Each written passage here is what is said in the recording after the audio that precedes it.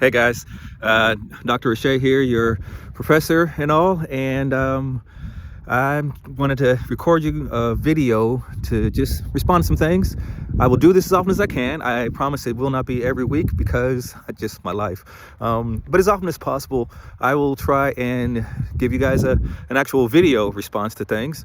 Something that you'll notice as the semester goes on, or not semester, the term, because these are shorter classes, is that I try to have at least once a week an announcement, just checking in with you guys, letting you know what's going on, keeping you on task and everything, and giving you some feedback on what I've observed as far as the work you guys are turning in and how you're doing. And so for this one, I actually have done this a little while now. For my first one, I tend to do it when I'm going for a walk in my neighborhood because I like going for walks.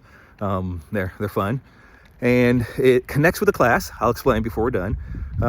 Gets me away from the house where all my kids are, so you can get a little bit more focus from me. And gives me some exercise. So yeah, I will say this has nothing to do with the class, but if you do not get exercise, you should get some exercise. It's good for you. But be mindful of cars like this one going by right now. Don't get yourself hurt. All right, anyway, so we are doing a class on religion. And as you should have observed by now, I have my philosophy, my idea about religion and why it exists. And the basic idea is that religion is the way that we answer the most important question in human existence.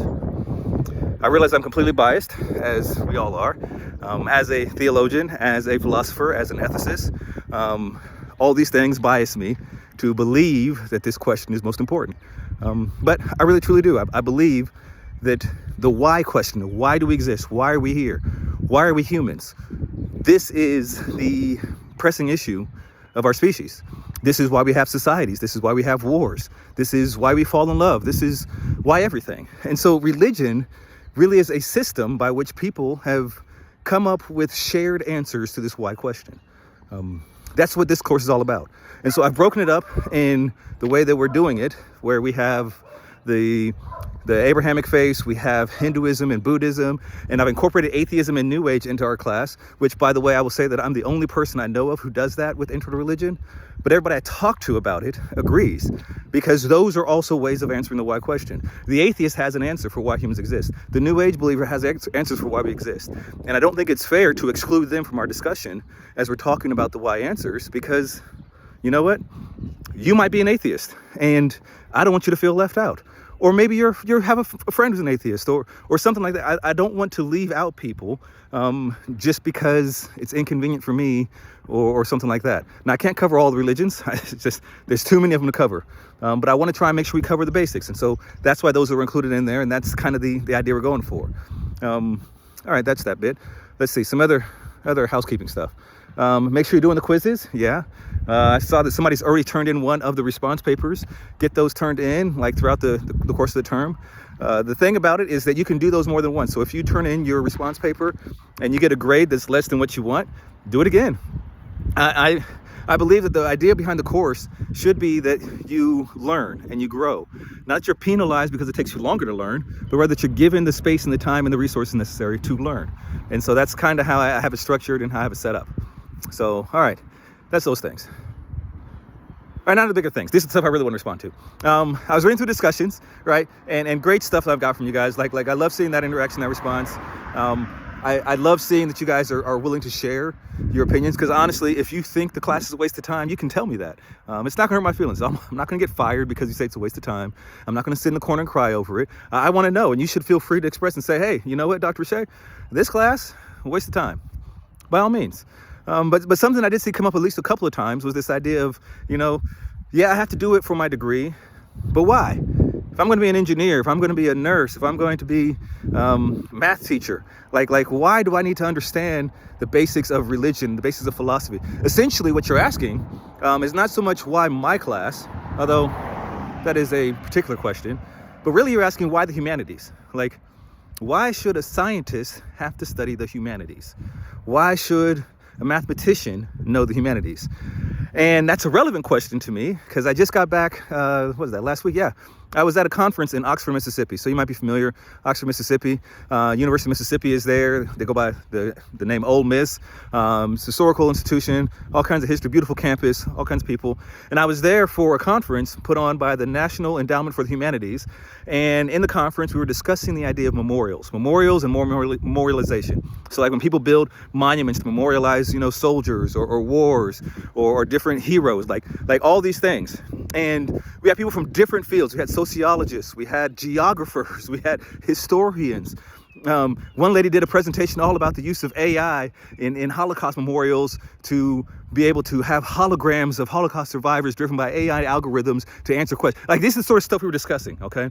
And it was beautiful and it was amazing. But one thing that kept coming up, and I'm going to slow my walking a little bit here because I really want to make sure that I get this across to you guys. One thing that kept coming up was this question of why the humanities? Why should our departments exist at university levels? Why should anybody who is trying to get an education to better themselves professionally and increase their intellect and their knowledge, why should anybody actually study the humanities? What's the point of philosophy? What's the point of ethics? What's the point of these sort of topics that we insist on making people have in their core requirements? And the one thing we kept coming back to, and this is the thing that I wanted to share with you all, this thing I want to drive home so you guys can understand, especially those of you who are asking the question of is it really worth it or not? The one thing we kept coming back to on why we do humanities, why we teach humanities at the university level, at the community college level, really ideally we would teach at the K through 12 level if we could, is that humanities are all about helping us as people learn how to think for ourselves. The humanities are not about memorizing. It's not about regurgitating. It's not about conforming. It's about learning to think for yourself. That's what this class is really all about. At the end of the day, it's not going to come down to, do you agree with me on these different religions and their worldviews? I promise you that will not affect your grade. What you're going to find as you navigate through this class and you start seeing the discussion questions and you see the response papers or you see the quizzes, what you're going to see is that time and time again, what matters in this class is that you are thinking for yourself, that you are having a thought out opinion and idea for yourself on the subject we were looking at, and you're doing so in a way that is respectful and courteous and, I guess for lack of a better word, rational. That's what this class is all about. And yes, we're doing it under the template of religion and answering this why question of why humans exist. But the greater purpose behind my class, the greater purpose behind humanities courses is helping you learn how to think for yourself. Not to think in a way that conforms you to the thinking of Dr. Richet, because I am my own person, but to think in a way that is conformed to your way. For you to be the you that you are meant to be, and to think as the you that you are meant to be. And so this class is one of the humanities. This class is foundational for you because as an engineer in the future, you need to be able to think uniquely in your own way to solve the problems you're solving. As a mathematician, to think uniquely your own way so you can understand the concepts and then convey them to others in the way that you're meant to convey them. As a nurse, as a plumber, as a what have you.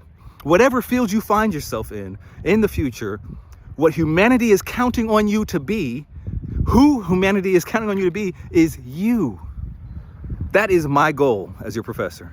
My goal is to be of use to you as you learn how to be you in this world. And that's what humanities are for.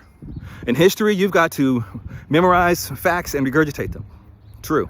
And the reality is that there are going to be some things that's going to come up where it's going to be like, give me the fact about this thing within the history of the Muslim faith, or give me the fact about that thing. But you will find that the majority of this course is not about knowledge per se.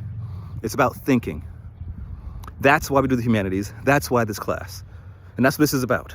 And so I'm looking forward to seeing you guys engage in this journey. I'm looking forward to being here to help you navigate as it will. But again, it's all about you being you. The majority of what we do, the only way you can have a wrong answer is if you didn't think it through or if you're being rude. So be respectful, be courteous, be kind, and be authentic. yeah, so that's about all I have for you guys right now, right? One other thing. Yes, there are going to be 2 live sync thingies. I call them live syncs because from the other schools I've gone to, we called them that. But there'll be 2 times in this term where you will be able to interact with me live through video chat and all that stuff. Those dates are forthcoming. Actually, I will include that sort of detailed information in the text of this announcement, so you have the announcement where you get the link to this video, and there'll be some text that will share with you the details of that information. Outside of that, email me, message me. I am available. I am going to be traveling a few times during the course of this semester, and so I might be a little delayed in responding to you, but I will still be available. I'm going to be out of the country next week, traveling with the family, and then before the end of April, I'm going to be going to Kathmandu in Nepal to spend some time at a Buddhist monastery for a couple of weeks, working with them, and hopefully recording some new videos as well for my lecture, so that I can begin to replace some of what Dr. Case provided me with and give you guys some of my own content. So unfortunately for you guys, you're going to miss out on that, on these new videos, but you can tell your friends if they take my class in the coming years, they'll see some interesting videos out there in the world. All right. Well, that's it. I'm going to finish my walk and get back home. Thank you guys for taking this class. Thank you for participating. Thank you for being involved. Thank you for thinking. Thank you for sharing. Thank you for being courteous and kind and respectful. And I really do look forward to this term with you guys. Take care. Bye-bye.